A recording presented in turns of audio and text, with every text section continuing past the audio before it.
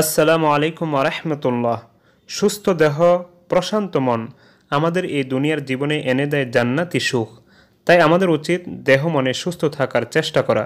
সুস্থ থাকার জন্য অনেক চেষ্টা তদবিরই আমরা করি। অনেক ছোটাছুটির পরও সুস্থতা নামক সেই সোনার হরিণটি অদরাই থেকে যায় আমাদের কাছে। তবে যারা বিশেষজ্ঞদের পরামর্শ মেনে চলেন, সুস্থতা তাদের কাছে ধরা দেয়, সুখ তাদের জীবনের সঙ্গী হয়। সব বিশেষজ্ঞের সেরা বিশেষজ্ঞ হলেন হজরত মোহাম্মদ সাল্লাল্লাহু আলাইহি ওয়াসাল্লাম। তিনি শিখিয়েছেন জীবনের প্রতিটি পদে পদে কিভাবে চললে, কিভাবে উঠা বসা করলে, কিভাবে জীবনযাপন করলে সুস্থ থাকা যায়। মহানবী সাল্লাল্লাহু আলাইহি সাল্লাম যেরকম নিজে সুস্থ থাকার জন্য বিভিন্ন পথ অবলম্বন করেছেন, সতর্কতা অবলম্বন করেছেন, ঠিক সাহাবীদেরকেও তাহা শিখিয়েছেন এবং আল্লাহ রব্বুল আলামিনের নিকট দৈনন্দিন দোয়া করতেন সুস্থ থাকার জন্য।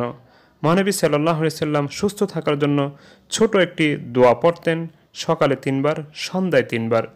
দোয়াটি বর্ণনা করেছেন হজরত আবু বকর রাদিয়াল্লাহু আনহু। তিনি বলেন, মহানবী সাল্লাল্লাহু আলাইহি সাল্লাম সকালবেলা 3 বার এবং সন্ধ্যাবেলা 3 বার এই দোয়াটি পড়তেন।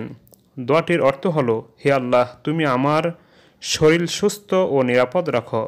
হে আল্লাহ, তুমি আমার কান সুস্থ ও নিরাপদ রাখো। হে আল্লাহ, তুমি আমার চোখ সুস্থ ও নিরাপদ রাখো।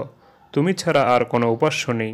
সুপ্রিয় দর্শক, দোয়াটি আপনারা প্রতিদিন সকালে 3 বার, সন্ধ্যায় 3 বার পাঠ করবেন। ইনশাল্লাহ সুস্থ থাকবেন, এতে কোনো সন্দেহ নেই।